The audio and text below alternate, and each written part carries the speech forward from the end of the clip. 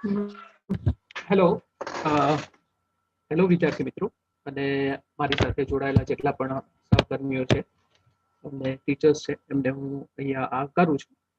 આજનું આપણું આ જે સેશન છે કોમ્પ્યુટેશનલ થિંકિંગ ઉપર.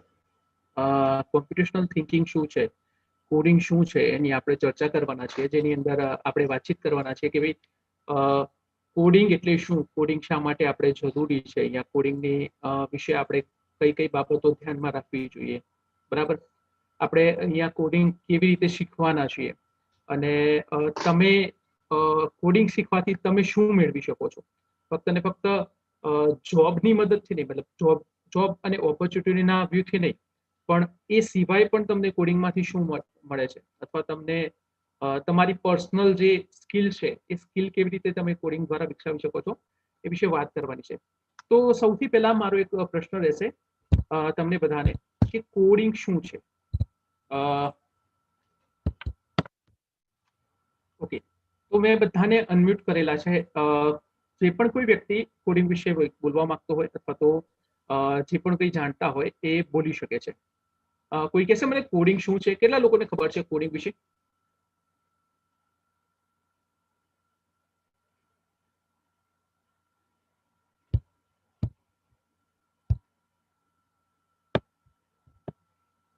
સ્ક્રીન વિઝિબલ છે મારી?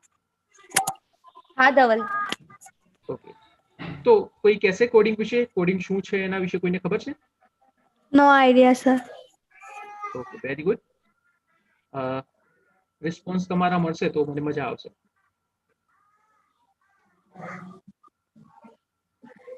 બીજું કોઈ? प्लीज તમે ना सर वो कोडिंग वो होती है ना जो रमते अपने उससे प्रोग्रामिंग. Very good. कौन बोली प्रोग्रामिंग? भव्य. Very good. જે લોકો નથી બોલી રહ્યા પ્લીઝ પોતાનું માઇક સોરી મ્યુટ રાખજો, જેથી કરીને બીજા લોકોને ડિસ્ટર્બ ના થાય. પ્રોગ્રામિંગ પછી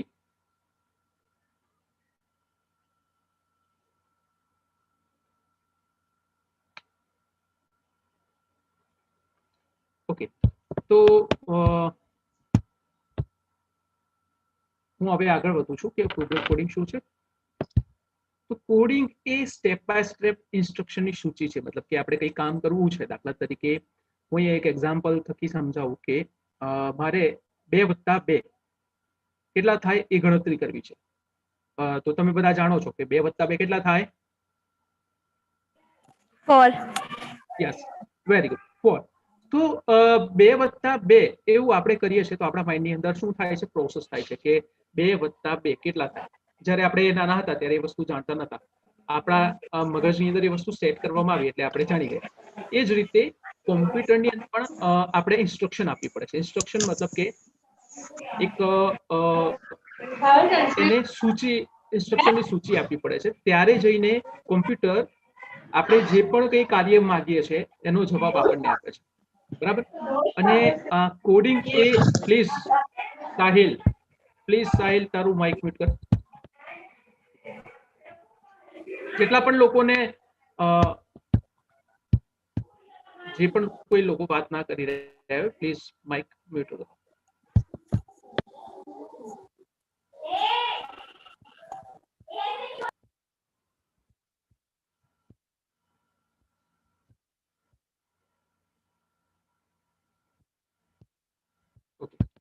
તો કોડિંગ એ સ્ટેપ બાય સ્ટેપ ઇન્સ્ટ્રક્શનની સૂચિ છે, જેમાં કોમ્પ્યુટરને તમને કામ કરવા માંગો છો તે કામ કરવા માટેની સમજણ કોમ્પ્યુટરને આપે છે, બરાબર. કોમ્પ્યુટર ફક્ત ને ફક્ત મશીન લેંગ્વેજ સમજે છે, એટલે કે એ કોઈ પણ પ્રકારની ઇંગ્લિશ, હિન્દી, સંસ્કૃત એવી કોઈ પણ લેંગ્વેજ સમજી શકતો નથી. કોમ્પ્યુટર ફક્ત ને ફક્ત મશીન લેંગ્વેજ સમજે છે. મશીન લેંગ્વેજ એટલે કે એને આપણે બીજી ભાષામાં કહીએ તો બાઇનરી. બાઇનરી એટલે શું? તો 0 અને 1 વડે બનેલી સંખ્યા, જેને આપણે બાઇનરી સંખ્યા અથવા તો બાઇનરી ભાષા તરીકે ઓળખીએ છીએ, જેને બીજી ભાષામાં મશીન લેંગ્વેજ પણ કહેવામાં આવે છે. તો આ જે બાઇનરી લેંગ્વેજ છે, બાઇનરી લેંગ્વેજ એકલી જ એવી લેંગ્વેજ છે કે જેને કોમ્પ્યુટર સમજે છે, બીજી કોઈ પણ લેંગ્વેજ સમજતું નથી. તો એકચ્યુઅલી આપણે બાઇનરી લેંગ્વેજ જો થોડી ઘણી સમજતા થઈએ તો આપણને કોડિંગ વિશે થોડી ઘણી સમજણ પડે, પણ એટલું ઇઝી નથી. જેથી કરીને અહીંયા બાઇનરી છે, બાઇનરીને એક લો લેવલ પ્રોગ્રામિંગ લેંગ્વેજ તરીકે ઓળખવામાં આવે છે. જેમ જેમ જેમ જેમ બાઇનરીમાં ઓછા લોકો, જ્યારે શરૂઆત કોમ્પ્યુટરની થઈ ત્યારે બાઇનરીમાં જ કામ કરવું પડતું. હવે એ વસ્તુ તો બધાને આવડે નહીં. કોઈને ઘણા બધા લોકો હોય છે કે જેને હિન્દી આવડતું હોય પણ ઇંગ્લિશ ના આવડતું હોય, તો એમને ઇંગ્લિશ શીખતા ઘણો સમય લાગી જાય, તો એ કોમ્પ્યુટરનો ઉપયોગ ના કરી શકે. બરાબર છે. અથવા એ કોમ્પ્યુટરનો ઉપયોગ કરવાની ઈચ્છા દાખવે નહીં, કારણ કે એમને ઇંગ્લિશ આવડતું નથી. રાઈટ. તો એ માટે જે કોમ્પ્યુટર બનાવનાર વ્યક્તિઓ હતા એમને થોડુંક આમાં સુધારો કર્યો કે જે પ્રોગ્રામિંગ લેંગ્વેજ છે એ પ્રોગ્રામિંગ લેંગ્વેજને આગળ વધારીને બનાવી હાઈ લેવલ પ્રોગ્રામિંગ લેંગ્વેજ, એટલે કે કોડિંગ. તો એ જે કોડિંગ છે, કોડિંગ વિશે આપણે વધુ વાત આગળ કરીએ તો એ સૌથી પહેલી વાત કે બાઇનરી ભાષા કોમ્પ્યુટર સમજે છે, એ સિવાય બીજી કોઈ ભાષા સમજતું નથી. બરાબર. તો કેવી રીતે કોમ્પ્યુટરની અંદર આ પ્રોસેસ થાય છે, આપણે એક ઉદાહરણ થકી સમજીએ. તો 10/2 નો જવાબ શું આવે? તમે બધા કહેશો કે 5. Right, very good. તો 10/2 નો જવાબ શું આવે? તો 10/2 એ શું છે? ઇનપુટ છે. શું છે? ઇનપુટ. કે જે કોઈ વ્યક્તિ ઇન્સ્ટ્રક્શન તરીકે કોમ્પ્યુટરને આપે છે કે ભાઈ મારે 10/2 નો જવાબ જોઈએ છે, ત્યારે કોમ્પ્યુટર એનો જવાબ આપે છે. આપણને શું આપે છે? જેમ કે અહીંયા ભવ્યએ મને જવાબ આપ્યો કે 5. ધેટ મીન્સ હું અહીંયા છું, 10/2 મેં તમને પૂછ્યું એટલે હું અહીંયા પ્રોગ્રામર છું. જ્યારે જવાબ કોને આપ્યો? ભવ્ય. એટલે ભવ્ય શું છે? કોમ્પ્યુટર. રાઈટ. તો આ જે પ્રોસેસ છે, પ્રોસેસને આપણે કોડિંગ કહીએ છીએ. અહીંયા કોઈ પણ કાર્ય કરવું હોય, દરેકે દરેક કાર્ય કરવા માટે સ્ટેપ બાય સ્ટેપ પ્રોસેસ દ્વારા એક સ્ટેટમેન્ટની સૂચિ બનાવવામાં આવે છે. એ પ્રોસેસને સમજાવવા, કોમ્પ્યુટરને સમજાવવા માટે અલગ અલગ સ્ટેટમેન્ટ બનાવવામાં આવે છે કે પહેલા આ કામ કરવાનું છે, પછી આ કામ કરવાનું છે, પછી આ કામ કરવાનું છે. તો એ કોમ્પ્યુટર 1 by 1 લાઈન રીડ કરી અને એને 1 by 1 લાઈન વાંચી અને કોમ્પ્યુટર એને અમલ કરે છે, અને એ વસ્તુને આપણે કોડિંગ કહીએ છીએ. ઓકે. તો કોડિંગ શું છે એ આપણે સમજ્યા, પણ કોડિંગ શા માટે? કોઈ કહેશે કે શા માટે કોડિંગ આપણે શીખવું જોઈએ, અથવા તો શા માટે આપણે કોડિંગની અહીંયા વાત કરી રહ્યા છીએ? શું જરૂર છે કોડિંગની? યસ ભવ્ય.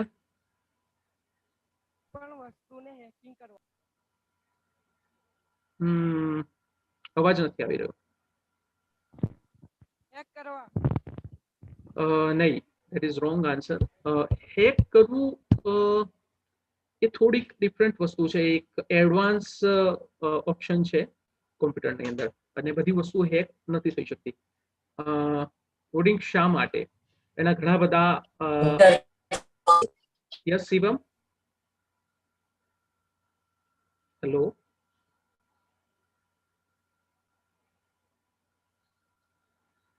તમારા લોકોનો અવાજ નથી આવી રહ્યો.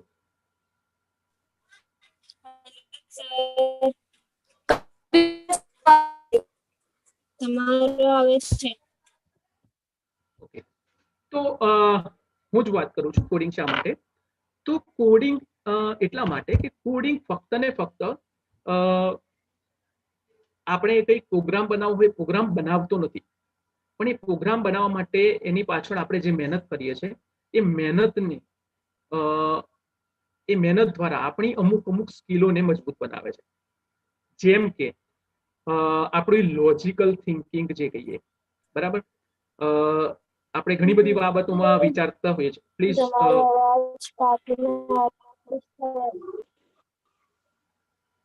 પ્લીઝ તમે તમારું માઇક અનમ્યુટ કરો, કારણ કે તમારા નેટવર્કમાં પ્રોબ્લેમ છે. હું જે વાતચીત કરી રહ્યો છું મને બધાનો અવાજ સંભળાય છે, અને હું જે બોલી રહ્યો છું એ બધાને આઈ થિંક સંભળાય છે. જસિકા. હા ધવલ, યસ ધવલ, અવાજ આવે છે તારો? યસ ધવલ ભાઈ, આવે છે અવાજ. ઓકે. તો કોડિંગ એ આપણી અનેક સ્કિલોને મજબૂત બનાવે છે. જેમ કે આપણે એક્ઝામ્પલ તરીકે વાત કરીએ તો લોજિકલ થિંકિંગ છે આપણું. આપણે જે પણ કોઈ વિષય ઉપર વાતચીત કરવા જતા હોઈએ તો આપણા લોજિકને આપણે એપ્લાય કરતા હોઈએ છીએ. દરેક બાબતની અંદર આપણે લોજિકલી રીતે પણ વિચારતા હોઈએ છીએ. તો આપણી જે લોજિકલી થિંકિંગ છે એ લોજિકલી થિંકિંગ અથવા તો જેને બીજી ભાષામાં કહીએ તો ક્રિટિકલ થિંકિંગ, ડીપ થિંકિંગ, ઊંડાણપૂર્વક વિચારવું, એ જે સ્કિલ છે એ સ્કિલને ઇમ્પ્રૂવ કરવા માટે કોડિંગ આપણને મદદરૂપ થાય છે. બીજું છે પ્રોબ્લેમ સોલ્વિંગ એબિલિટીઝ. પ્રોબ્લેમ એટલે કે આપણે કોઈ પણ પ્રોબ્લેમ હોય, આપણે ઘણા બધા પ્રોબ્લેમથી ઘેરાયેલા હોઈએ છીએ, તો કોઈ પણ પ્રોબ્લેમને સોલ્વ કરવા માટે એની એક પ્રોસેસ છે. પ્રોસેસથી ચાલવું ખૂબ જરૂરી છે. બરાબર, આપણે એના વિશે આગળ વાતચીત કરવાના છીએ. તો એ જે પ્રોસેસ છે એ પ્રોસેસ વિશે આપણે સમજીશું અને પ્રોસેસથી ચાલ્યા બાદ જે પ્રોબ્લેમ સોલ્વિંગ એબિલિટીઝ છે એ એબિલિટીઝ આપણી અંદર વધારી શકાય છે. બીજું કે કોડિંગ માટે કોન્સન્ટ્રેશન અને ફોકસની ખૂબ જરૂર હોય છે. તમે કોઈ પણ દાખલા તરીકે હું એક એક્ઝામ્પલ આપું કે તમે વોટ્સઅપ અથવા તો કોઈ પણ એપ્લિકેશન ઓપન કરીને બેઠા છો. અત્યારે તમે ઝૂમ એપ્લિકેશન ઓપન કરીને બેઠા છો, બરાબર. જ્યાં સુધી તમે કોઈ એક જગ્યાએ ટચ નહીં આપો ત્યાં સુધી કોઈ કામ નહીં થાય. દાખલા તરીકે તમે મેસેજ કરવા માંગો છો તો તમારે અહીંયા શું કરવું પડશે? મોરની અંદર જઈ અને ચેટ નામનું ઓપ્શન છે એ સિલેક્ટ કરવું પડશે. તમે જ્યારે પણ ચેટ નામના ઓપ્શન પર ટચ કરો છો ત્યારે ચેટબોક્સ ઓપન થાય છે, બરાબર. તો એ જ વસ્તુ કોડિંગ છે કે તમે જ્યારે ચેટબોક્સ ઉપર ક્લિક આપો છો અથવા તો ટચ કરો છો ત્યારે ચેટબોક્સ ઓપન થાય છે. તો એ જે પ્રક્રિયા છે કે ચેટબોક્સ ઓપન થવું પણ ક્યારે, તો એ જે પ્રક્રિયા છે પ્રક્રિયાને જે ઇવેન્ટ છે એને ઘટના કહી શકાય. એ ઇવેન્ટને બનાવવા માટે કોન્સન્ટ્રેશનની ખૂબ જરૂર હોય છે કે એને કેવી રીતે આપણે કરીશું, એ માટે શું જરૂર પડશે, કેવી રીતે આ જે પ્રોસેસ છે પ્રોસેસને આપણે પૂરી કરી શકીશું. એ માટે ફોકસની ખૂબ જરૂરિયાત હોય છે. કારણ કે એક જ ભૂલ થઈ જાય તો કોડિંગની અંદર નાના મોટા ચેન્જીસ થઈ જાય છે તો કંઈક અલગ જ પરિણામ આપણને મળે છે. પ્રોપર જે પરિણામ આપણને જોઈએ છે એ મળી શકતું નથી, બરાબર. યસ, પરમાર પ્રિયંક કોણ છે, કઈ બોલવા માંગે છે? ઓકે, તો કોન્સન્ટ્રેશન, ફોકસ, આ સિવાય ક્રિએટિવિટી લેવલ, એટલે કે કોઈ પણ જે પ્રોગ્રામર હોય અથવા તો જે પણ કોઈ કોડિંગ શીખનાર વ્યક્તિ હોય એ વ્યક્તિ ક્રિએટિવિટીમાં ખૂબ આગળ હોય છે. ક્રિએટિવિટીમાં શા માટે આગળ હોય છે? તમારી સામે ઘણા બધા પ્રશ્નો આવતા હોય છે અને એ પ્રશ્નોને સોલ્વ કરવા માટે તમારે મનોમંથન કરવું પડતું હોય છે, એને અલગ અલગ રીતે પ્રસ્તુત કરવું પડતું હોય છે, બરાબર. અને એ પ્રસ્તુત કરવા માટે ક્રિએટિવિટી લેવલ તમારી અંદર ઓટોમેટિકલી વિકાસ પામે છે, જેને આપણે કન્સ્ટ્રક્ટિવ થિંકિંગ કહી શકીએ. બે પ્રકારના થિંકિંગ હોય, એક કન્સ્ટ્રક્ટિવ થિંકિંગ અને ડિસ્ટ્રક્ટિવ થિંકિંગ. એમાં કન્સ્ટ્રક્ટિવ થિંકિંગ એ વિકાસની વાત આવે છે, મતલબ કે આપણું કોઈ પણ કામ કરી રહ્યા છે તો એની અંદર આપણને વિકાસ જોવા મળે, બરાબર. નેક્સ્ટ છે જોબ ઓપોર્ચ્યુનિટીઝ. કોઈ એમ કહેશે જોબ ઓપોર્ચ્યુનિટીઝ કોડિંગ દ્વારા આપણને કઈ કઈ જોબ ઓપોર્ચ્યુનિટી મળી શકે? કોઈને ખબર છે? જસિકા, આપણામાંથી પણ કોઈ બોલી શકે છે?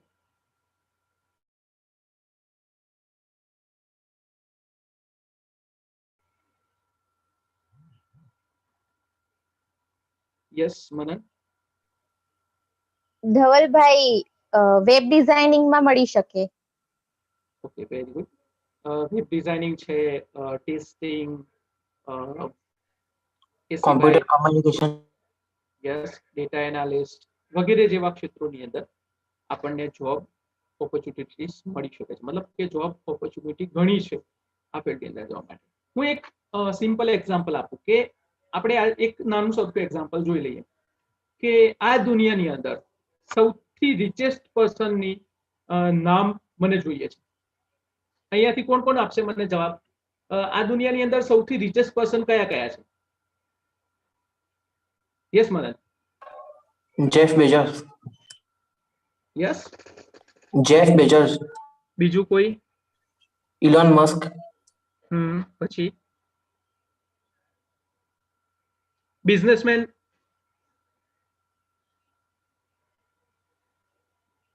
હેલો,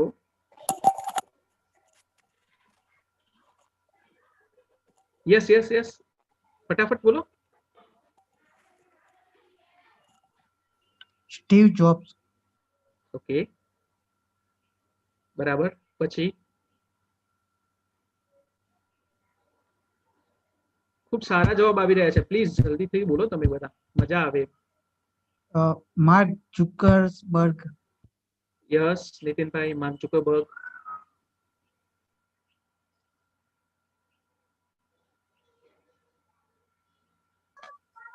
સત્ય નડેલા. સત્ય નડેલા. ઓકે,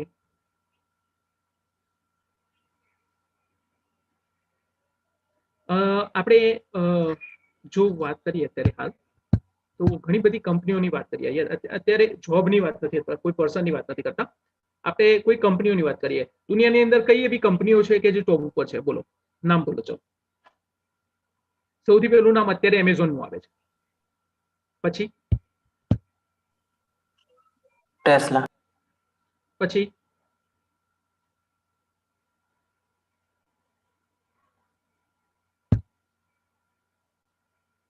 ઓકે, તો ચલો હું આગળ વાતને વધારું છું, આપણે ટાઈમ ના બગડે એટલા માટે. તો આ બધી કંપનીઓના જે પણ કોઈ કંપનીઓના નામ લીધા છે, એ કંપનીઓના નામ પ્રમાણે આપણે જોવા જઈએ તો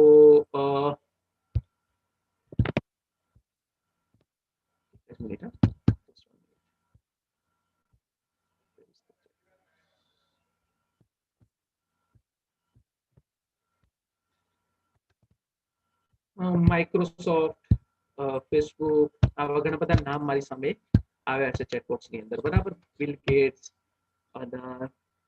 રતન ટાટા, બરાબર. આ બધા નામ મારી સામે આવે છે, ઝુકરબર્ગ ને બધા. તો આ જે બધા નામ છે, એ નામમાં તમે જોઈ શકો છો કે આ બધા જ લોકો ક્યાંક ને ક્યાંક નાની મોટી રીતે આઈટી ફર્મ જોડે જોડાયેલા છે, મતલબ કે ઇન્ફોર્મેશન ટેકનોલોજી સાથે જોડાયેલા છે, પ્રત્યક્ષ કે પરોક્ષ રીતે. હું એક એક્ઝામ્પલ આપું તો અત્યારે સૌથી વધુ આ દુનિયાની અંદર સક્સેસફુલ કંપની હોય તો એ કંપની છે, શું નામ છે કંપનીનું? કંપનીનું નામ શું છે? એમેઝોન, બરાબર. એમેઝોન અત્યારે ફર્સ્ટ નંબર ઉપર છે. તો એમેઝોન ફર્સ્ટ નંબર ઉપર શા માટે છે?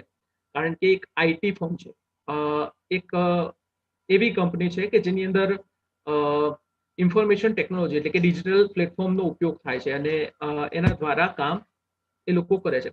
એવી જ રીતે ગૂગલ છે, માઇક્રોસોફ્ટ છે, ઓરેકલ છે, આવી ઘણી બધી કંપનીઓ છે જે ટોપની અંદર, જે સૌથી રિચેસ્ટ પર્સનના નામની યાદી બનાવવામાં આવે તો ટોપ 50 માંથી આપણને ટોપ 35 એવી કંપની અથવા તો એવા ઓનર મળી જાય છે આઈટી ફર્મ સાથે જોડાયેલા છે, અથવા તો એવું આપણે કહી શકીએ કે એ ફક્ત ને ફક્ત કોડિંગ, જે આપણે વાત કરી રહ્યા છે, કોડિંગ સાથે જોડાયેલા છે, બરાબર.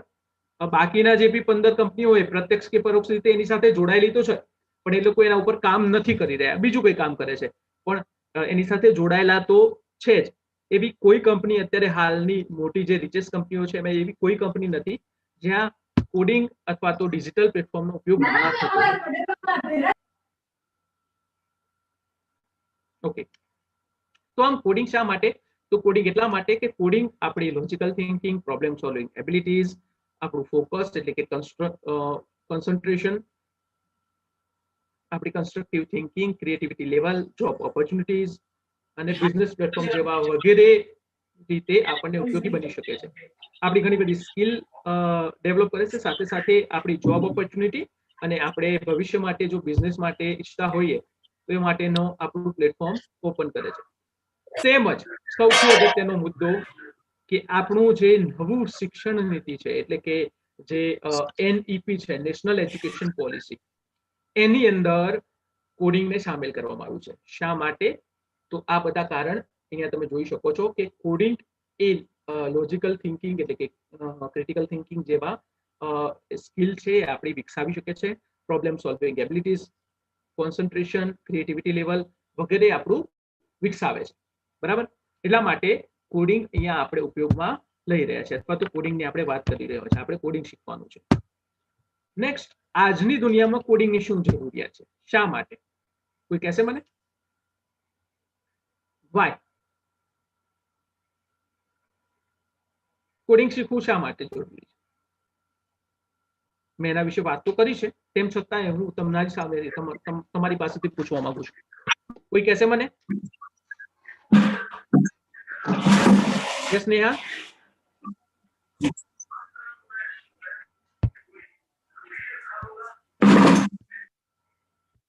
ઓકે, તો આજની દુનિયામાં કોડિંગની શા માટે જરૂર છે? તો કોડિંગ એક એવું પ્લેટફોર્મ છે કે જે વેબસાઇટ, મોબાઈલ એપ્લિકેશન, એ સિવાય ઘણા બધા પ્રકારના અલગ અલગ પ્રકારની ઓટોમેટિક મશીનરી વગેરેને હેન્ડલ કરવા માટે, વગેરેને મેનેજ કરવા માટે. દાખલા તરીકે આપણે એક વાત કરીએ કે અત્યારે તમને બધાને ખબર છે કે સાણંદની અંદર ફોર્ડનું શોરૂમ ચાલે છે, બરાબર? ફોર્ડના શોરૂમની અંદર તમે જાઓ તો તમે જોઈ શકો છો કે ત્યાં ઓટોમેટિકલી બધી જ ગાડીઓ આગળ વધતી જાય છે અને અમુક સેકન્ડ કે 20 કે 30 સેકન્ડનો સમય મળે છે અને જે તે સ્પેર પાર્ટ લગાવવામાં આવે છે અમુક સમયે ફિક્સ કરેલો હોય છે એ પ્રમાણે, બરાબર? તો આ બધામાં કોડિંગ એક મહત્વની ભૂમિકા ભજવે છે. એનો એક પ્રોગ્રામ ફિક્સ કરવામાં આવેલો હોય છે અને પ્રોગ્રામ પ્રમાણે અહીંયા બધું મેનેજ થતું હોય છે. આવા ઘણા બધા પ્લેટફોર્મ છે કે જ્યાં પ્રત્યક્ષ કે પરોક્ષ રીતે કોડિંગ જેવા વિષયનો ઉપયોગ કરવામાં આવે છે. મતલબ કે કોડિંગ દ્વારા એક અલગ પ્રકારની એપ્લિકેશન બનાવવામાં આવે છે. સીએનસી મશીનની વાત કરવામાં આવે, આ સિવાય વેબ એપ્લિકેશન, મોબાઈલ એપ્લિકેશન, તમારી ગેમ્સ વગેરે તમે એની વાત કરો છો, તે બધું જ બનાવવા માટે અત્યારે આપણે જે ઓનલાઈન ટીવી જોઈએ છે, ટીવીને બ્રોડકાસ્ટિંગ વગેરે એની અંદર એડવર્ટાઇઝમેન્ટ વગેરે વસ્તુઓ બનાવવા માટે પણ આ બધા પ્લેટફોર્મનો ઉપયોગ કરવામાં આવે છે, બરાબર? અને ઘણા બધા જગ્યાએ આજે મોટા ભાગની જે સક્સેસફુલ કંપનીઓ છે એમાંથી 99.99% કંપનીઓ જે છે જે કોડિંગ પ્લેટફોર્મ એટલે કે કોડિંગ દ્વારા બનેલા સોફ્ટવેર ઉપયોગ કરતો હોય પોતાનું કામ આસાન બનાવવા માટે, બરાબર? અને ભવિષ્યની અંદર એ આપણે જોઈ શકીશું. એક એક્ઝામ્પલ આપું તો ફોન પે, ઓલા, ઉબર, સ્વિગી વગેરે જેવી એપ્લિકેશન અત્યારે તમે જોઈ શકો છો જે 10 વર્ષ પહેલા નહોતી. અને આ બધી એપ્લિકેશનો દ્વારા આજે આપણને કેટલી આસાની મળે છે. આપણે કેટલાક બેંકના ને હોટેલ્સના ને એ બધા ધક્કા બચી જાય છે, બરાબર? આપણને કેટલા બધા ફાયદા થાય છે તમે જોઈ શકો છો, બરાબર? તો આવા અનેક ઘણા ઓપ્શન આપણી સામે છે કે જે આપણને સમજાવે છે કે કોડિંગ શા માટે જરૂરી છે, રાઈટ? ઓકે, તો બીજું કોઈ કહેવા માંગશે હવે કે કોડિંગ શા માટે જરૂરી છે?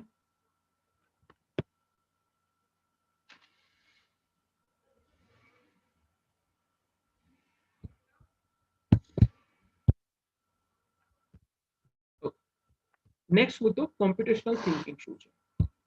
શા માટે કોમ્પ્યુટેશનલ થિંકિંગની આપણે અહીંયા વાત કરી રહ્યા છીએ?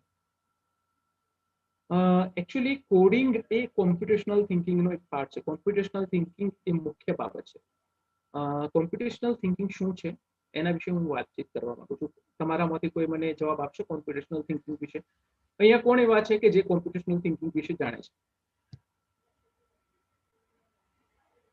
હું તમારા સહકારની અપેક્ષા રાખું છું કે તમે જેટલા પણ લોકો જવાબ આપશો, સાચા ખોટા નેવર માઇન્ડ, પણ મને જવાબ જોઈએ છે.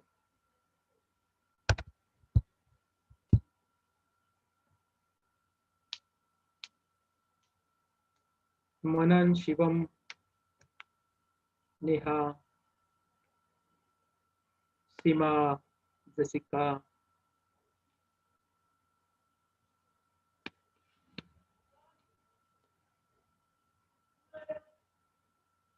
એનીવન? ઓકે, તો હું જ અહીંયા શરૂઆત કરું છું કે કોમ્પ્યુટેશનલ થિંકિંગ એ કોઈ એક સમસ્યાનું નિરાકરણ કરવાની પદ્ધતિઓનો સમૂહ છે. અને એક્ઝામ્પલ હું અહીંયા એક વાત કરું કે કોઈ એક ભાગ છે, એક્ઝામ્પલ તરીકે મારે સર્વે કરવું છે કે મારે જાણવું છે કે સમાજની અંદર અથવા તો કોઈ એક કામ આ રીતે જ કેમ થાય છે, તો એને મારે સ્ટેપ બાય સ્ટેપ વિચારવાની જરૂર પડે છે. બરાબર. 2 + 2 4 કેમ થાય છે? બરાબર. એક નાનો એક્ઝામ્પલ થકી આપણે જોઈએ તો 2 + 2 4 થવા માટેની શા માટે પાછળ શું કારણ છે એ આપણે જોવું હોય તો એને સ્ટેપ બાય સ્ટેપ વિચારતા જઈએ તો આપણને એના વિશેની ખબર પડી જાય કે 2 + 2 4 કેમ થાય છે. બરાબર. એવી રીતે બીજી ઘણી બાબતો છે કે જે નાના મોટા પ્રોબ્લેમ છે. નાના મોટા પ્રોબ્લેમ વિશે વિચારવાનું. કોઈ એક પ્રોબ્લેમ તમે મને જણાવશો તો હું એ પ્રોબ્લેમ વિશે તમને વાત કરું. દાખલા તરીકે આપણે કોમ્પ્યુટેશનલ થિંકિંગ શું છે એ આપણને ખબર નથી. બરાબર. તો કોમ્પ્યુટેશનલ થિંકિંગ વિશે જાણવા માટે આપણે શું કરવું પડે? કયા કયા રસ્તા છે જેની મદદથી આપણે કોમ્પ્યુટેશનલ થિંકિંગ વિશે સમજી શકીએ? તો ઘણા બધા રસ્તા છે. એ કયા કયા રસ્તા છે એ વિશે વિચારવું પડે. કોમ્પ્યુટેશનલ થિંકિંગ શું છે એ ખબર નથી તો એની ડેફિનેશન મેળવવી પડે. ગૂગલ ઉપર સર્ચ કરીએ આપણે અથવા અલગ અલગ વેબસાઇટ ઉપર સર્ચ કરી શકીએ છીએ. તો એમ જે પ્રોસેસ છે પ્રોસેસને સોલ્વ કરવા માટેની જે પદ્ધતિ છે એ પદ્ધતિઓનો સમૂહ એને આપણે કોમ્પ્યુટેશનલ થિંકિંગ કહી શકીએ છીએ. આ કોમ્પ્યુટેશનલ થિંકિંગની અંદર કોમ્પ્યુટરનો ઉપયોગ કરી અને સમસ્યાને હલ કરવા માટે મદદ કરી શકાય છે. પણ સમસ્યા જ્યારે કોમ્પ્યુટર નહોતા ત્યારે પણ કોમ્પ્યુટેશનલ થિંકિંગનો ઉપયોગ કરવામાં આવતો, પણ એ કોઈને ખબર નહોતી કે આ કોમ્પ્યુટેશનલ થિંકિંગ છે. બરાબર. અલગ અલગ રીતોનો ઉપયોગ કરી અને આજે કોમ્પ્યુટેશનલ થિંકિંગને વધુ વિકસિત બનાવવામાં આવ્યું છે અને એને આપણે વધુ સારી રીતે ઉપયોગ કરીએ તો કદાચ આપણે ખૂબ સારી રીતે મેં તમને કીધું એ પ્રમાણેની સ્કિલ્સને વિકસાવી શકીએ છીએ. બરાબર. ક્રિટિકલ થિંકિંગ, ક્રિએટિવિટી, કોન્સન્ટ્રેશન જેવા અલગ અલગ જે મુદ્દાઓ છે ફોર્સલી વિકસાવી શકીએ છીએ. બરાબર. કોડિંગ પણ કોમ્પ્યુટેશનલ થિંકિંગનો એક ભાગ છે અને એ જો આપણી એને શીખવાનો પ્રયત્ન કરીએ તો ઓટોમેટિકલી જે વાતચીત આપણે કોમ્પ્યુટેશનલ થિંકિંગની કરીએ છીએ એ આપણને મળી જાય છે. ઓકે. તો કોમ્પ્યુટેશનલ થિંકિંગના 4 પાયા છે. કેટલા? 4 પાયા. એક છે વિઘટન એટલે કે ડીકોમ્પોઝિશન, એક છે બીજું પેટર્ન રિકોગ્નાઇઝેશન, એબ્સ્ટ્રેક્શન અને અલ્ગોરિધમ્સ. આપણે કંઈ પણ કામ કરવાની વાત આવે તો કંઈ પણ પ્રોબ્લેમ સોલ્વ કરવાની વાત આવે તો એને કેવી રીતે સોલ્વ કરી શકીએ એ આ 4 સ્ટેપ્સ છે. 4 સ્ટેપ્સની મદદથી આપણે કોઈ પણ પ્રોબ્લેમ સોલ્વ કરી શકીએ. અને એક્ઝામ્પલ તરીકે ડીકોમ્પોઝિશન મતલબ કે આપણો જે પણ કોઈ પ્રોબ્લેમ છે પ્રોબ્લેમને એ જટિલ સમસ્યા, બરાબર, કોમ્પ્લેક્સ પ્રોબ્લેમ જે પણ છે એ કોમ્પ્લેક્સ પ્રોબ્લેમને આપણે અલગ અલગ નાના નાના ટુકડાઓની અંદર વિભાજિત કરી દઈએ. બરાબર. ને એ વિભાગોને અલગ પાડી દઈએ અને પછી એને સમજવાનો પ્રયત્ન કરીએ જેથી કરીને દરેક પ્રોબ્લેમને સારી રીતે દરેક વિભાગને સારી રીતે આપણે સમજી શકીએ. બીજું પેટર્ન રિકોગ્નાઇઝેશન એટલે કે દરેક વચ્ચે શું કનેક્શન છે, દરેક જે મુદ્દાઓ આપણે અલગ પાડ્યા, વિભાજન કર્યા, એ વિભાજન વચ્ચે શું કનેક્શન છે, દરેક વચ્ચે શું સામ્યતા છે, આ વસ્તુને સમજવાનો પ્રયત્ન કરીએ. બરાબર. એ બધાની વચ્ચે સમાનતા શોધવાનો પ્રયત્ન કરીએ અને પછી બેધ્યાનપણું એટલે કે એબ્સ્ટ્રેક્શન પર નજર કરીએ. ત્રીજો મુદ્દો છે કે એની અંદર જે અસ્પષ્ટ વિગત છે એટલે કે જેની જરૂરિયાત આપણે નેહા પ્લીઝ મ્યુટ કરો. તો અસ્પષ્ટ વિગત આપણે જે પણ કોઈ વસ્તુની વાતચીત કરી રહ્યા હોય એની અસ્પષ્ટ વિગત હોય કે જેની આપણે જરૂર નથી, જે આપણે ઉપયોગમાં લેવું નથી, એવી માહિતી ઉપર ફોકસ ના કરવું એને બેધ્યાનપણું તરીકે ઓળખવામાં આવે છે. એટલે કે એને એબ્સ્ટ્રેક્શન આપણે કહી શકીએ છીએ. બરાબર. જેના ઉપર ધ્યાન કેન્દ્રિત કરવાની જરૂર નથી એવી માહિતી ઉપર આપણે ફોકસ ના કરવું એ એબ્સ્ટ્રેક્શન આપણને શીખવે છે. અને ચોથી રીત છે અલ્ગોરિધમ. અલ્ગોરિધમ એટલે કે ડેવલપિંગ સ્ટેપ બાય સ્ટેપ સોલ્યુશનની વાત કરવામાં આવે. કોઈ પણ કાર્ય આપણે કરતા હોઈએ તો એને શરૂઆતથી લઈને અંત સુધી એની વચ્ચે કયા કામ કરવાના છે ને એને સ્ટેપ બાય સ્ટેપ એક લાઈનની અંદર વિભાજન કરીને લખવામાં આવે જેથી કરીને આપણે શરૂઆતથી લઈ અને અંત સુધી કેવી રીતે કાર્ય કરવું છે એની સમજણ આપણે સારી રીતે કેળવી શકીએ. એને અલ્ગોરિધમ તરીકે ઓળખવામાં આવે છે. આ 4 સ્ટેપ્સ જો આપણે પ્રોપરલી સમજી શકીએ, આ 4 સ્ટેપ્સ ઉપર આપણે સારી રીતે વાતચીત કરી શકીએ તો કોમ્પ્યુટેશનલ થિંકિંગ આપણે સારી રીતે ઓકે. કોઈનો કોઈ પ્રશ્ન છે નેહા? કોઈ પણ વ્યક્તિનો કોઈ પ્રશ્ન છે કોમ્પ્યુટેશનલ થિંકિંગ ને લઈને?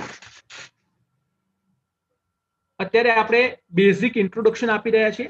હવે આગળ થોડાક જ સમયની અંદર આપણે આગળ વાતચીત કરીએ છીએ જે પ્લેટફોર્મ છે જેનો પ્લેટફોર્મનો આપણે ઉપયોગ કરવાના છે કોડિંગ વિષય ઉપર. ત્યાં સુધીમાં હું એવું ઈચ્છું છું કે કોઈને પણ કોઈ પ્રશ્ન હોય તો એ પૂછે મને.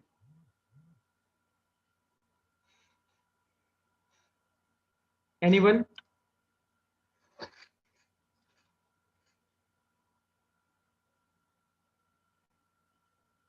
નો ક્વેશ્ચન? ઓકે, તો આગળ વધીએ. સ્ક્રેચ. તમારામાંથી કેટલા એવા વ્યક્તિઓ છે જે સ્ક્રેચ વિશે જાણે છે અથવા શું છે સ્ક્રેચ શું છે એ ખબર છે અથવા કોઈ દિવસ નામ પણ સાંભળ્યું છે?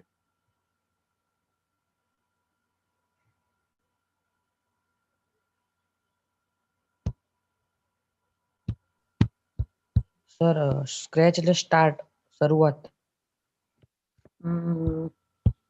ઓકે, બીજું કોઈ?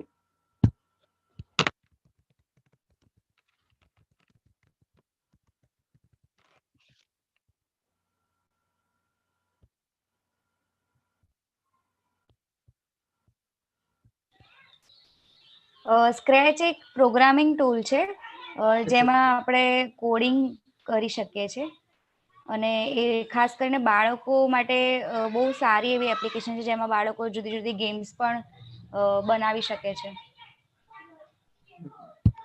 થેન્ક યુ જસિકા, ખૂબ સાચી વાત છે. બરાબર. સ્ક્રેચ એક ખૂબ સરસ એપ્લિકેશન છે જે એપ્લિકેશનને આપણે આગળ વાતચીત કરીએ. તો સ્ક્રેચ શું છે? તો સ્ક્રેચ એ બ્લોક આધારિત વિઝ્યુઅલ પ્રોગ્રામિંગ ભાષા છે. શું છે? બ્લોક આધારિત. બ્લોક શું એટલે બ્લોક વિશેની માહિતી આપણે આગળ આપીએ છીએ. એકચ્યુઅલી કોઈ પણ કોડિંગ હોય, કોડિંગને અલગ અલગ વિભાગની અંદર વિભાજિત કરવામાં આવ્યું છે. જેમ કે જો આવું કામ કરવું હોય તો આમ કરવું પડે અથવા તો જો આવું તો આવું. બરાબર. આગળ આપણે સમજાવીશું એટલે તમને આઈડિયા આવી જશે. એકનું એક કામને રિપીટ કરવું, કોઈ એક કામ ફિક્સ થયેલું હોય તો જ બીજું કામ કરવું, નહીતર ના કરવું, વગેરે જેવા અલગ બ્લોક આપેલા છે કે જેને આપણે ઇફ, એલ્સ, નેસ્ટેડ ઇફ અથવા તો લૂપ જેવા અલગ અલગ શબ્દોથી ઓળખીએ છીએ, જે તમને અહીંયા આગળ જોવા મળી જશે. બરાબર. અને આજે સ્ક્રેચ છે મુખ્યત્વે બાળકોને ધ્યાનમાં લઈને બનાવવામાં આવ્યું છે અને સ્ક્રેચને MIT મીડિયા લેબ દ્વારા બનાવેલું છે અને તે દુનિયાની 70 થી વધુ ભાષાઓને સપોર્ટ કરે છે, જેથી કરીને કોઈ પણ વ્યક્તિ સ્ક્રેચનો ઇઝીલી ઉપયોગ કરી શકે. બરાબર. અને એ સારી રીતે એને સમજી શકે. તેને ફક્ત એજ્યુકેશનને ધ્યાનમાં રાખીને, ભણતરને ધ્યાનમાં રાખીને બનાવવામાં આવેલું છે. ઓકે. એ સિવાય આપણે સ્ક્રેચનો ઉપયોગ ક્યાં ક્યાં કરી શકીએ? તો સ્ક્રેચનો ઉપયોગ કરવા માટે આપણે ઘણી બધા પ્લેટફોર્મ અથવા ઘણી બધી રીતે સ્ક્રેચનો ઉપયોગ કરી શકીએ છીએ. જેમ કે ઇન્ટરેક્ટિવ સ્ટોરી બનાવવા માટે, એટલે કે એકબીજા જોડે વાતચીત કરી રહ્યા હોઈએ એવી સ્ટોરી બનાવવા માટે, જેમ કે કાર્ટૂન સ્ટોરી કહી શકીએ આપણે. બરાબર. તમે જે કાર્ટૂન જોવો છો એ પ્રકારની ગેમ્સ, એનિમેશન, સિમ્યુલેટર, ઇમ્યુલેટર ની ખબર છે કોઈને? સિમ્યુલેટર કોને કહેવાય? એકચ્યુઅલી કોઈ પણ દાખલા તરીકે મારે કાર શીખવી છે પણ કાર હું ચલાવવા જઉં પણ મને ફાવતી નથી તો મને બીક લાગે છે કે હું ક્યાંક ઠોકી દઈશ તો, અથવા તો મારાથી કોઈ ખોટું કામ થઈ જશે તો, કોઈને ભાગી જશે તો એવું જ એક કારનું મોડલ બનાવેલું હોય અથવા તો કોમ્પ્યુટરની અંદર કારની સ્કીન આપવામાં આવેલી હોય, એની અંદર બટનની મદદથી આપણે હેન્ડલ કરી શકીએ કે આ રીતે ક્લચ દબાવવું પડે, આ રીતે બ્રેક દબાવવી પડે, આ રીતે એમ અલગ અલગ બટનનો ઉપયોગ કરીને આપણે હેન્ડલ કરી શકીએ. હવે સિમ્યુલેટર ઇમ્યુલેટર બનાવવા માટે પણ સ્ક્રેચનો ઉપયોગ આપણે કરી શકીએ છીએ. આર્ટ, મ્યુઝિક, ટ્યુટોરિયલ્સ અને ઘણા બધા સબ્જેક્ટના વિશ્લેષણો એટલે કે સાયન્સના એક્સપેરિમેન્ટ વગેરેને અહીંયા દર્શાવવું હોય. દાખલા તરીકે સાયન્સના એક્સપેરિમેન્ટ આપણે વાત કરીએ તો સાયન્સના એક્સપેરિમેન્ટ અલગ અલગ લેવલ પ્રમાણેની વાત કરીએ તો એની અંદર અલગ અલગ કેમિકલ્સ આવે છે જે હાનિકારક હોય છે, બરાબર. અને ભૂલથી જો એક સાથે મિક્સ કરી દેવામાં આવે તો બ્લાસ્ટ પણ થાય છે ને એવું બધું ઘણું બધું તમે કદાચ સાંભળ્યું હશે, બરાબર. તો એ જ એક્સપેરિમેન્ટ આપણે અહીંયા સ્ક્રેચના ઉપયોગથી પણ કરી શકીએ છીએ, બરાબર. અને સ્ક્રેચની મદદથી બાળકોને સારી રીતે સમજાવી શકીએ છીએ કે ભાઈ આ અને આ બંને નું મિશ્રણ કરવામાં આવે તો આ રીતે બ્લાસ્ટ થાય છે અથવા તો એની અંદરથી આટલા પ્રકારના વાયુઓ અલગ થાય છે વગેરે વગેરે વગેરે વસ્તુઓ આપણે એમને સારી રીતે બાળકોને સમજાવી શકીએ છીએ આ પ્રોગ્રામ ડિઝાઇન કરીને, રાઈટ. તો આવા સ્ક્રેચના અનેકો ઉપયોગ છે જેની આપણે વાતચીત કરી શકીશું, બરાબર. અને એને શીખી શકું છું. સ્ક્રેચ જ કેમ, બીજું કઈ કેમ નહીં. દાખલા તરીકે એક અત્યારે હાલ તમે જોઈ રહ્યા છો કે વ્હાઇટ હેડ જુનિયર અને એવી ઘણી બધી એપ્લિકેશનો માર્કેટમાં છે કે જે તમને કોડિંગ શીખવવાનું કામ કરે છે. તો સ્ક્રેચ જ કેમ? તો સ્ક્રેચ એટલા માટે કે ઉપયોગમાં ખૂબ સરળ છે અને પ્રોગ્રામિંગનો જે બેઝિક નોલેજ છે એને તમે ના પણ શીખ્યા હોય તો પણ સારી રીતે તમે એને જોઈ શકો છો, બરાબર. તમારે સારી રીતે પ્રોગ્રામિંગ નથી આવડતું. હા સોરી વેલ્વે, મારે એક મેમ નો પ્રશ્ન છે. અવાજ એને નથી આવતો ક્યારનો. અવાજ નથી આવતો? હા હા, એક ટીચર નો કોલ હતો હમણાં મને. એટલે ક્યાં અવાજ નથી આવી રહ્યો? યુટ્યુબમાં કે ઝૂમ પર? ઝૂમ પર. તો કદાચ એમનો નેટવર્ક પ્રોબ્લેમ હોઈ શકે છે. બીજા બધાને આવે છે? તમને આવે છે અવાજ? હા, મને તો એ સિસ્ટમ મળે છે. હા સર. હા ધવલભાઈ, અવાજ આવે છે? અવાજ આવે છે. તો બેનને તમે થોડુંક કહેજો કે એમનો અવાજ ના આવવાનું કારણ એમનો નેટવર્ક પ્રોબ્લેમ હોઈ શકે છે. નેક્સ્ટ ટાઈમથી કદાચ એમને નેટવર્ક જ્યારે બી પકડાય ત્યારે યુટ્યુબ પર આ સેશન ફરીથી જોઈ શકે છે. ઓકે. તો નેક્સ્ટ બેઝિક જે કોમ્પ્યુટરનું નોલેજ છે, જ્યારે પણ આપણે કોઈ કોડિંગ કરવું હોય ને ત્યારે પ્રોગ્રામિંગનું બેઝિક નોલેજની જરૂરિયાત પડતી હોય છે. એટલે કે જેને હાઈ લેવલ પ્રોગ્રામિંગ લેંગ્વેજ કહેવાય એવી સી, C++, જાવા જેવી પ્રોગ્રામિંગ લેંગ્વેજ આપણે સમજવી પડતી હોય છે. એના કોન્સેપ્ટનો સમજવા પડતા હોય છે. પણ સ્ક્રેચ એક એવું પ્લેટફોર્મ છે કે જે એ બધા કોન્સેપ્ટને ઓટોમેટિક આપણને સમજાવી દે છે. આપણે પ્રોગ્રામિંગ લેંગ્વેજ શીખવાની જરૂર પડતી નથી, બરાબર. એ ના પણ ખબર હોય ને તો પણ આપણે સ્ક્રેચની મદદથી પ્રોજેક્ટ બનાવી શકીએ છીએ, પ્રોગ્રામ બનાવી શકીએ છીએ, બરાબર. સ્ક્રેચ વિદ્યાર્થીઓને પ્રોજેક્ટ બનાવવા માટે સક્ષમ કરે છે. એટલે કે તેમના વિચારો જે છે, મતલબ કે અલગ અલગ પ્રકારના વિચારો જે મનની અંદર ધારતા હોય કે હું આવું કરું અથવા આવું કરું, એ દરેકે દરેક વસ્તુને અહીંયા એપ્લાય કરી શકે છે, બરાબર. વિદ્યાર્થીઓ ગણિત, વિજ્ઞાન વગેરે જેવા વિષયોનો વિચારોની વાતચીત કરવા માટે સ્ક્રેચનો ઉપયોગ કરી શકે છે. મતલબ કે મેં તમને અત્યારે થોડી વાર પહેલા કીધું કે કેમિસ્ટ્રીના એક્સપેરિમેન્ટ કરવા હોય, મેથ્સના દાખલાઓનું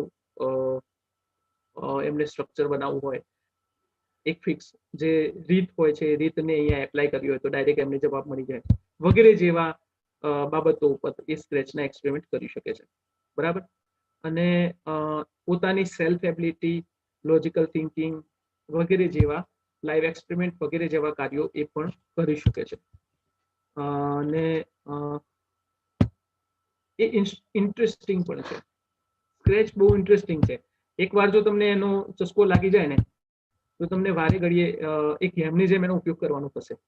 તમને એવું લાગશે કે હું એના ઉપર વારે ઘડીએ બેસેલો જ રહું, એમ હું એને શાંતિથી ઉપયોગ કર્યા જ કરવો, આ કામ કરવું, તે કામ કરવું, બરાબર.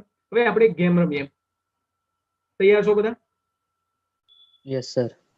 Yes sir. Yes sir. Okay. તો Yes, sir. ઓકે તો ઓકે વેરી ગુડ.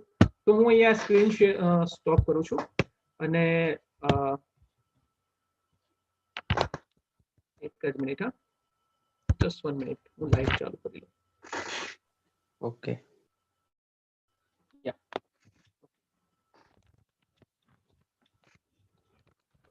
દેખાય છે મારું બધું?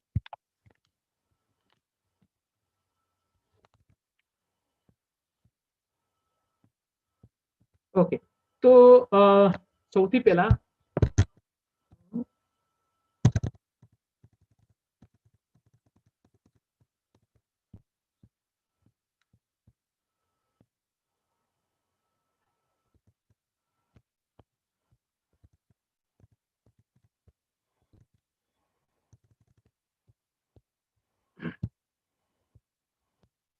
ફરીથી સ્ક્રીન શેર કરું છું.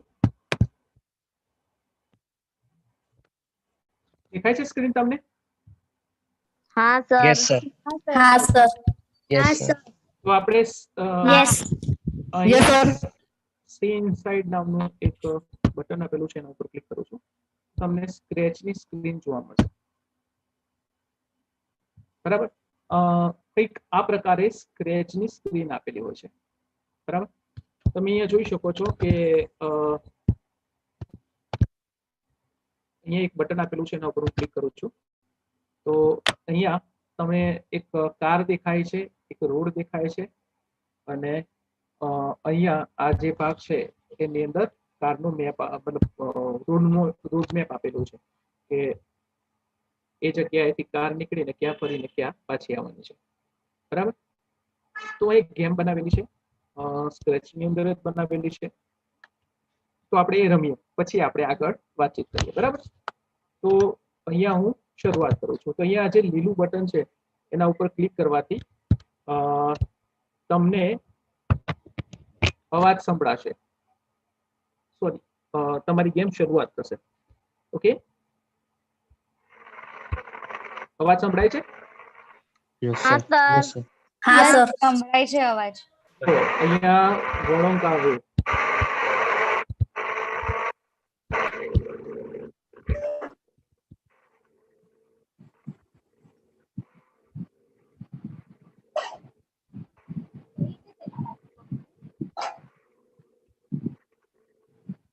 એ ગેમ બનાવી છે, તે ગેમ બનાવી છે.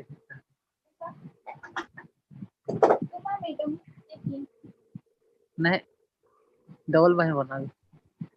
તમને એવું લાગતું હોય કે આ ગેમ ઓટોમેટિક છે, તો એવું કંઈ નથી. આ ગેમની અંદર હું અહીંયાથી કંટ્રોલ કરી દઉં છું, ત્યારે જઈને આ ગેમ તમે અહીંયા ગાડી ભરે છે. તમે જુઓ, અહીંયા હું આ સાઈડમાં લઈ જાઉં છું તો એ જતું રહે છે. બરાબર,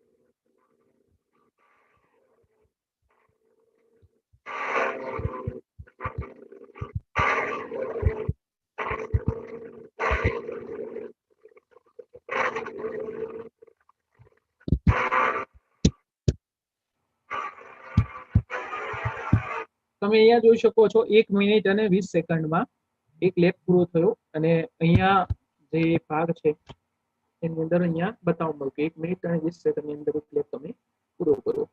બરાબર, તો આ અહીંયા જે ગેમ આપેલી છે, ગેમને બનાવવા માટે અહીંયા અલગ અલગ તમે જોઈ શકો છો પ્લેટફોર્મનો ઉપયોગ કરવામાં આવ્યો છે. અહીંયા નીચે બધા ઓપ્શન આપેલા છે, આ દેખાય છે તમને. બરાબર,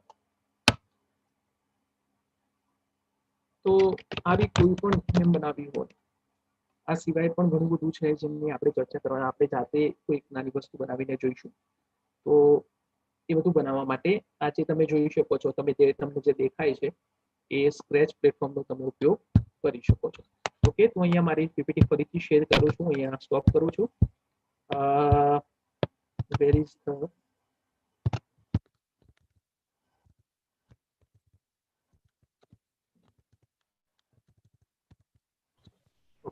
ધવલ, Yes. તું થોડું અગર જોરથી બોલી શકે, કેમ કે એક બે સ્ટુડન્ટ છે એ લોકો કહે છે કે એમને અવાજ નથી આવતો, એટલા માટે. ઓકે, જસ્ટ 1 મિનિટ, થોડું પાણી પી લઉં એટલે.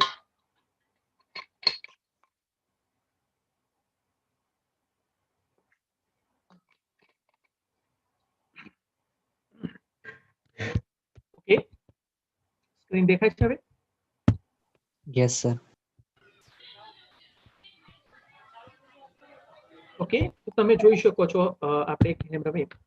હવે એ ગેમને અહીંયા ઓવર કરીએ છીએ, ગેમ પૂરી કરીએ છીએ, અને એના પર થોડા તમારે રિફ્લેક્શન જોઈએ છે મને, કે તમને ગેમ કેવી લાગી?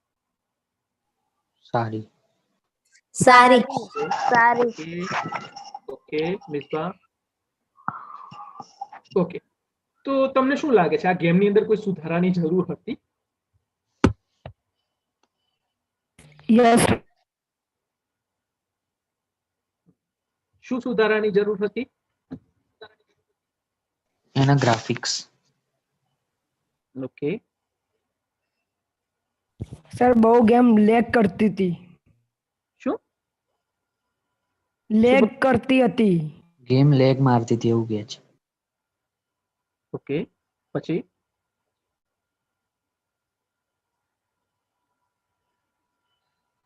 ઓકે, બીજું કઈ? સૌથી પહેલા એની અંદર કોઈ રૂલ્સ રેગ્યુલેશન નહોતું, રાઈટ? રૂલ્સ રેગ્યુલેશન વગર ગેમ રમવાની મજા આવે નહીં. સાચી વાત છે? Yes. બરાબર. કેવું હોય કે જો આપણે સાથીદારોમાં કોઈ હતું નહીં, તો આપણે કોઈ રૂલ્સ રેગ્યુલેશન હોવા જોઈએ કે આટલા સમયની અંદર જો લેબ પૂરો ના થાય તો તમે ગેમ ઓવર, અથવા 3 જે લેબ છે એ આટલા સમયમાં પૂરા થવા જોઈએ, વગેરે જેવું. યસ સલોની.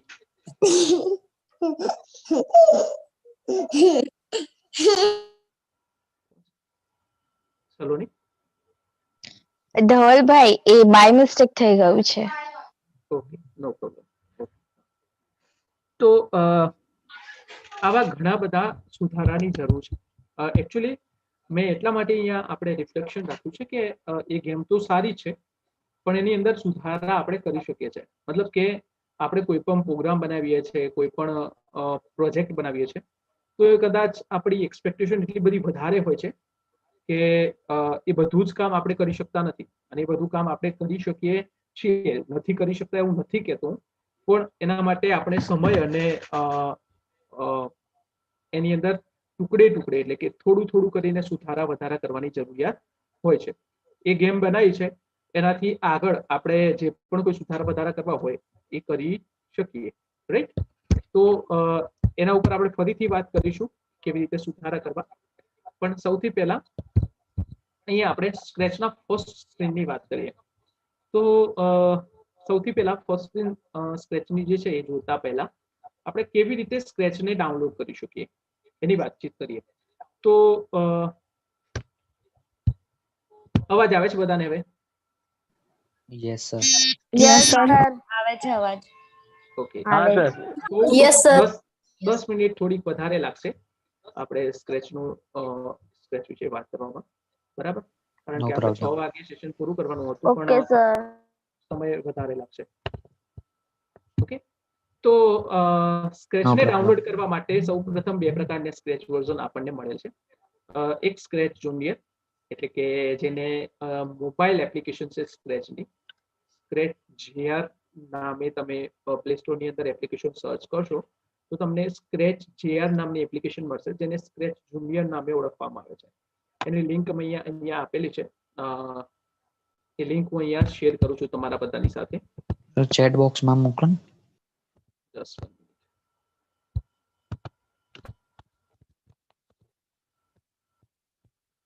સર ચેટ બુકમાં મોકલો ને ચેટ બોક્સમાં. યસ યસ યસ મોકલું. હા સર મોકલે છે તમને ચેટ બોક્સમાં, અને એ વગર બી તમને બધા જે ટીચર છે તમને મેસેજ પણ કરી દેશે એ લિંક. અને હું જે યુટ્યુબ ઉપર આપણું જે લાઈવ સ્ટ્રીમિંગ થઈ રહ્યું છે એની ચેનલ એ યુટ્યુબ ચેનલ તમે ઓપન કરશો જેમાં આપણો વિડીયો છે, વિડીયોના ડિસ્ક્રિપ્શનમાં પણ તમને આ બધી લિંક મળી જશે. ઓકે સર લિંક પર ક્લિક કર્યું પણ ડાઉનલોડ નું ઓપ્શન નહીં આવતું. Just 1 minute.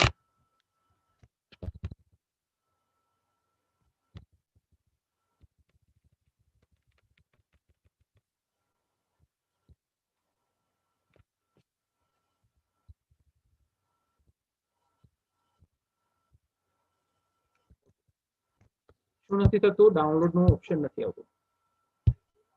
તો હવે હા સર નથી આવતું. હવે બીજી લિંક મળી.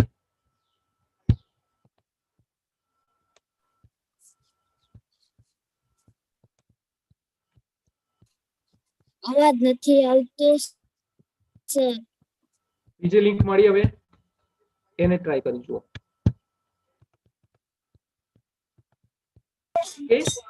અહીંયા જે લિંક આપેલી છે લિંક તમને ફરીથી મળી જશે અને તમને પીપીટી પણ મળી જશે, જે પીપીટી તમે ડાઉનલોડ કરીને આ બધી લિંકનો ઉપયોગ કરી શકો છો. બરાબર, તો અહીંયા મોબાઈલની એપ્લિકેશન માટેની જે લિંક છે મેં તમને શેર કરેલી છે. અને પ્લીઝ તમારા મોબાઈલ મ્યુટ કરો. શિવમ અને સલોની બંને હેન્ડ રેઝ કર્યા છે, કંઈ પૂછવા માંગે છે? સર આ તમે જે લિંક મોકલી એમાં પણ નથી આવતું સર ડાઉનલોડ નું ઓપ્શન. ઓકે, નો પ્રોબ્લેમ. શિવમ, હું અહીંયા થોડીક જ વારમાં તમને લિંક શેર કરું છું. એવું હોય તો આ જે આખી પીપીટી છે પીપીટી હું તમને શેર કરી દઉં છું. Okay okay.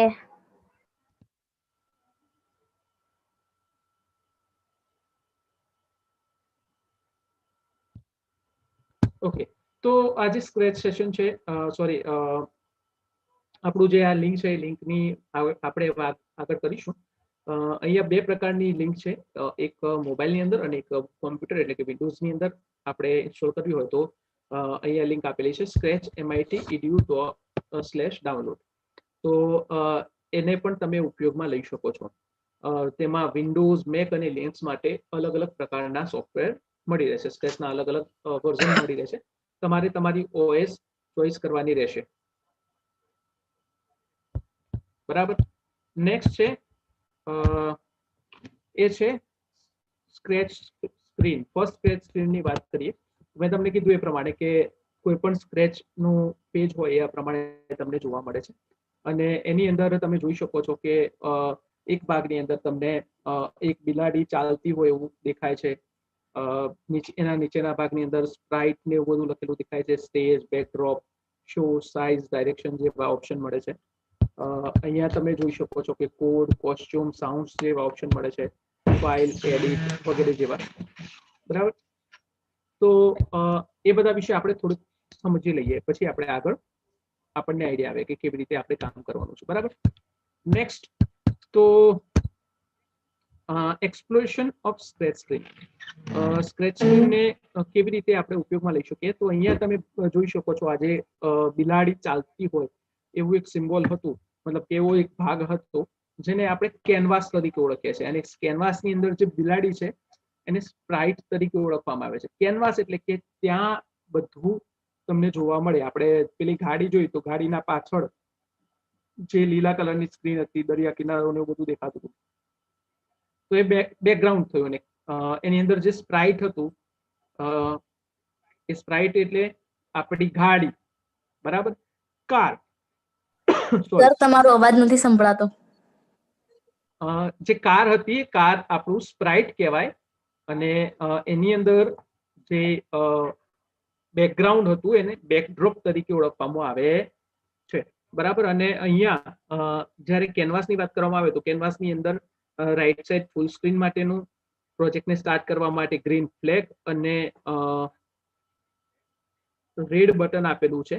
એ પ્રોજેક્ટને સ્ટોપ કરવા માટે ઉપયોગમાં લેવામાં આવે છે. ઓકે. અહીંયા આપણને મેનુ અલગ અલગ આપવામાં આવેલા છે. એક્સપ્લોરેશન ઓફ સ્ક્રેચ સ્ક્રીનની વાત કરવામાં આવે, સ્ક્રેચ સ્ક્રીનને આપણે એક્સપ્લોર કરીએ તો એની અંદર 4 ટોટલ મેનુ આપેલા છે: ફાઇલ, એડિટ, ટિપ્સ અને અબાઉટ. તો ફાઇલ મેનુની વાત કરવામાં આવે તો એની અંદર અલગ અલગ save file, new file, open file, save as વગેરે જેવા ઓપ્શન આપવામાં આવેલા છે. અને એડિટની અંદર અલગ અલગ એડિટિંગ ઓપ્શન આપવામાં આવેલા છે, જેમ કે ડુપ્લિકેટ, ડિલેટ, ગ્રો, શ્રિંક વગેરે જેવા. અને ટિપ્સની અંદર અલગ અલગ ટિપ્સ આપવામાં આવે છે, જેમાં ખાસ કરીને તમે સ્ક્રેચના રિલેટેડ કોઈ પણ ટિપ્સનો ઉપયોગ કરી શકો છો. મતલબ કે તમને બેકડ્રોપ સેટ કરતા નથી આવડતું તો ટિપ્સની અંદર જઈને તમે બેકડ્રોપ માટે હેલ્પ લઈ શકો છો. બરાબર. અને અબાઉટની અંદર ફક્ત ને ફક્ત તમને વર્ઝન વિશેની ઇન્ફોર્મેશન મળે છે. સર અવાજ નથી આવતો તમારો. તમારો અવાજ નથી ગયો. સર તમારો અવાજ નથી. જે લોકોને અવાજ નથી આવતો એ પ્લીઝ તમારું ઇન્ટરનેટ થોડું ચેક કરજો કે બરાબર નેટવર્ક આવે છે કે નહીં, કેમ કે બીજા બધાને તો ધવલ સરનો અવાજ સંભળાય છે. ઓકે, તો હવે આગળની વાત કરીએ કે આ જે સ્ક્રેચની સ્ક્રીન છે, સ્કેચની સ્ક્રીનમાં કેવી રીતે કામ થાય છે એ બધા વિશે આપણે આગળ વાત કરીશું. અહીંયા આવો જે એક ભાગ આપવામાં આવેલો છે, તમે અહીંયા જોઈ શકો છો કે સ્પ્રાઇટ અને ન્યૂ સ્પ્રાઇટ ને એવા બધા બટન આપેલા છે, ન્યૂ બેકડ્રોપ ને એવા બધા બટન આપેલા છે. તો એની અંદર બેકડ્રોપ અને સ્પ્રાઇટ નામના 2 ઓપ્શન મળે છે. તો સ્પ્રાઇટની મદદથી આપણે સ્પ્રાઇટ એટલે કે આપણું એક એનિમેશન કહી શકીએ અથવા તો એક એક્ટર કહી શકીએ કે જેને આપણે કોઈ રીતે મેનેજ કરવાનું છે. દાખલા તરીકે મારું કોઈ કેરેક્ટર છે એ મારે મૂકવું છે કે જે તમને ભણાવતું હોય, બરાબર, અથવા તો તમારા પ્રશ્નોના જવાબ આપતું હોય. એવું કોઈ એનિમેશન એવું કોઈ એપ્લિકેશન મારે બનાવવી હોય સ્ક્રેચની અંદર તો હું બનાવી શકું છું. એ માટે મારે શું કરવું પડે? ત્યાં મારા નામનું કોઈ એક સ્પ્રાઇટ બનાવવું પડે અથવા તો ડિઝાઇન કરવું પડે અથવા તો તૈયાર કોઈ બીજું સ્પ્રાઇટ હોય એને મારું નામ આપીને મારે ઉપયોગમાં લેવું પડે. બરાબર. તો સ્પ્રાઇટ એટલે કે એક એક્ટર કે જેને કંઈ કામ કરવાનું હોય છે. આપણે અહીંયા ગેમ જોઈએ, ગેમની અંદર તમે જોઈ શકો છો કે એક ગાડી લીધેલી, બરાબર. તો ગાડી શેના તરીકે કામ કરતી હતી? એક એક્ટર તરીકે, એક કોઈ પર્ટિક્યુલર કામ કરવા માટે, બરાબર. અને બેકડ્રોપ એટલે કે બેકગ્રાઉન્ડ. આપણે જોઈએ છે કે આપણે અલગ અલગ જે વોલપેપર ને બધું મૂકીએ છીએ એ બધાને બેકડ્રોપ આપણે, બરાબર. અહીંયા તમારે ઘણા બધા એવું લખે છે સ્પ્રાઇટ એટલે ભાવના, બરાબર. એકચ્યુઅલી અહીંયા આપણે કોઈ ગુજરાતી કરવાનું નથી. અહીંયા નામ આપેલા છે, બેકડ્રોપ શું છે, લાઇબ્રેરી, સ્પ્રાઇટ લાઇબ્રેરી શું છે, એવા બધા નામ આપેલા છે. એને ગુજરાતીમાં કન્વર્ટ કરવાની કોઈ જરૂર નથી. જેને પણ સોફ્ટવેર બનાવ્યું હશે એને નામ આપેલા છે, બરાબર. એને આપણે કન્વર્ટ કરવાની કોઈ જરૂરિયાત નથી.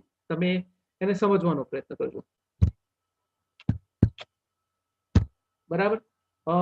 નેક્સ્ટ છે, અહીંયા તમે જોઈ શકો છો આપણે એક સાઈડે આ પ્રકારનું આપણને બ્લોક મળતા હતા, બરાબર. Move 10 step, turn 15 degree, turn 15 degree left, turn 15 degree right, point in direction 19, point toward, mouse pointer, go to x, y, go to mouse pointer વગેરે જેવા ઓપ્શન આપણને મળતા હતા, બરાબર. તો એ જે બધા ભાગ છે એને આપણે સ્ક્રિપ્ટના બ્લોક કહીએ છીએ. મેં તમને કીધું ને પહેલા કે અહીંયા અલગ અલગ પ્રકારના બ્લોક આપવામાં આવે છે. બ્લોક એટલે શું? તો એક ભાગ કે જેને મૂવ 10 સ્ટેપ. હવે જો 10 સ્ટેપ કોઈ સ્પ્રાઇટને આગળ વધારવું હોય તો એ મૂવ 10 સ્ટેપ નામના બ્લોકને આપણે મૂકીને ત્યાં રાખી દેવાનું છે. આપણો જે ભાગ છે બ્લોકનો, કોડિંગનો જે ભાગ છે એની અંદર, બરાબર. તો અહીંયા ટોટલ આપણને 10 પ્રકારના ટોટલ બ્લોક આપવામાં આવે છે, જેમાં motion, looks, sound, pen, data, event, controls, sensing, operation અને મોર બ્લોક્સ નામના ઓપ્શન આપેલા છે, બરાબર. તો પહેલું જે બ્લોક છે એ હલનચલન માટેનું છે. એટલે કે સ્પ્રાઇટને એક જગ્યાએથી બીજી જગ્યાએ લઈ જવા માટે, એને ટર્ન કરવા માટે, એને એક જગ્યાએથી બીજી જગ્યાએ મૂવમેન્ટ આપવા માટે મોશનનો ઉપયોગ થાય છે. લુક્સ એટલે કે એના દેખાવની અંદર ફેરફાર લાવવો હોય તો યસ, કોઈનો ક્વેશ્ચન છે? પ્લીઝ તમે અનમ્યુટ કરીને બોલો. યસ, શિવમ છે.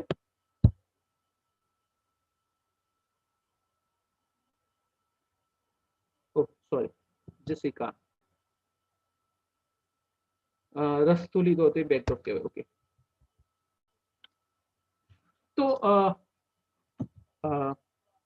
લુક્સ છે, લુક્સને વાત કરવામાં આવે તો દેખાવ માટેના બ્લોક છે. કે મતલબ કે મારે કોઈ જે અત્યારે આપણું જે બિલાડી હતી, બિલાડીને દોડતી બતાવી છે, તો બિલાડીના અલગ અલગ ભાગ હોય. અહીંયા તમે જોઈ શકો છો, અહીંયા કોસ્ચ્યુમ નામનું એક ટેબ આપેલું છે સ્ક્રિપ્ટની બાજુમાં. તેમાં અલગ અલગ બિલાડીના ભાગ હોય. એક પગ આગળ હોય, બીજો પગ પાછળ હોય, એમ એકમાં ડાબો ને એકમાં જમણો પગ આગળની સાઈડે હોય. મતલબ કે એમના લુકમાં ચેન્જ હોય, તો એ લુકના દેખાવમાં બદલાવ લાવવો હોય તો એ દેખાવ માટેના બ્લોક્સ એ લુક્સની અંદર આપેલા છે.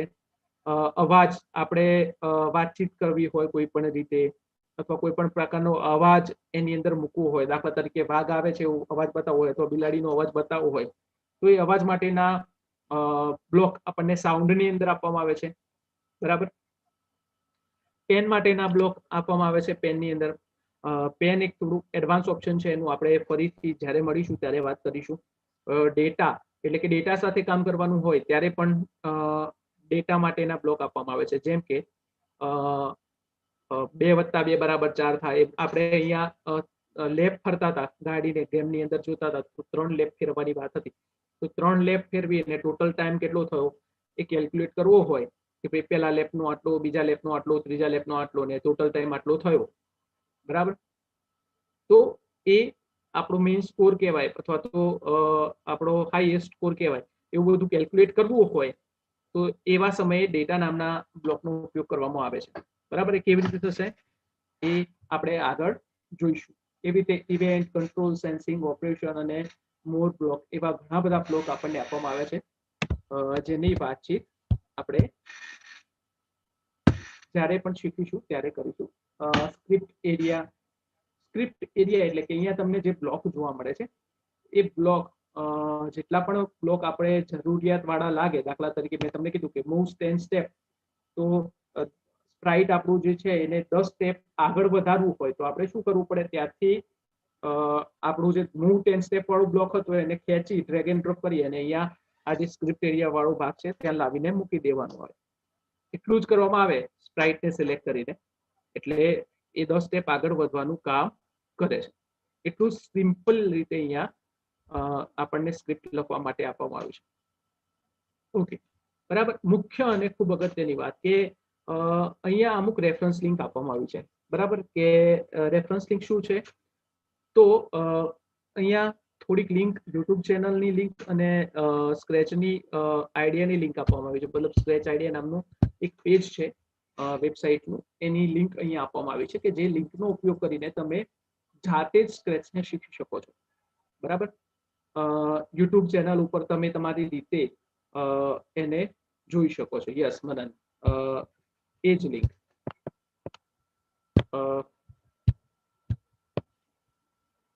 તમે આ એનોટેટ ઓપ્શનનો ઉપયોગ કરીને તમે જોઈ શકો છો. એ લિંક છે, હું તમને આપું છું. આ જે લિંક દેખાય છે તમને, આ 2 લિંક, એ લિંક યુટ્યુબ ચેનલની છે, એ તમને પીપીટી દ્વારા મળી જશે. પીપીટી હું તમારી જે યુટ્યુબની લિંક છે ચેનલની એની અંદર આપી દઈશ. ઓકે, તો આટલી વાત છે સ્ક્રેચ માટેની. સોરી.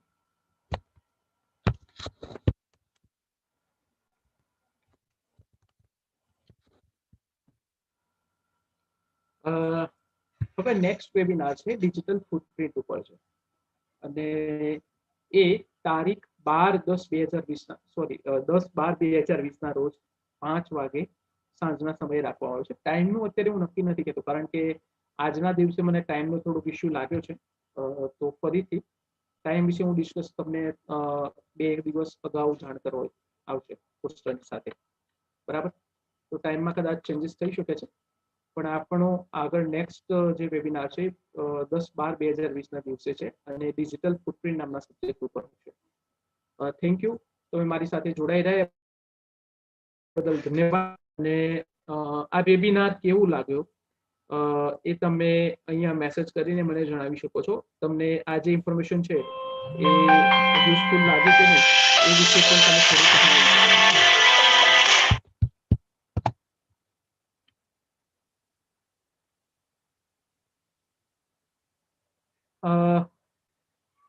ઓકે,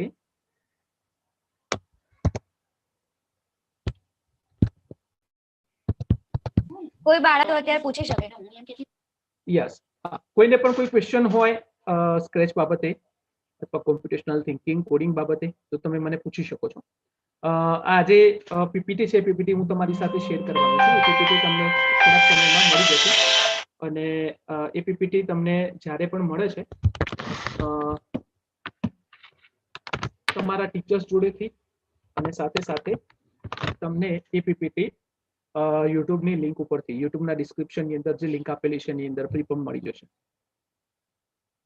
ઓકે, કોઈ ક્વેશ્ચન છે બીજા કોઈ?